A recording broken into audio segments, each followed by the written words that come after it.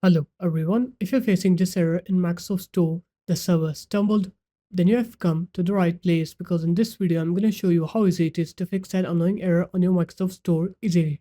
So first off, what you're going to do is you're going to open up your start menu, you're going to write here run, and then you're going to write here inetcpl.cpl. You're going to press OK. You're going to go into advanced here. You're going to scroll down to the bottom of the page. You're going to make sure you have all of these checkboxes ticked on. So TLS 1.1, 1.2, 1.3, make sure to tick all 5 of these. And after that, you're going to press OK on here. And then what you're going to do is you're going to open up your start menu again. You're going to write here run. You're going to write here GP update.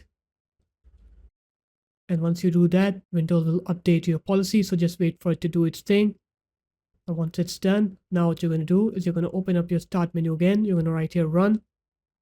You're going to write here wsreset.exe. After that, you're just going to go ahead and restart your computer.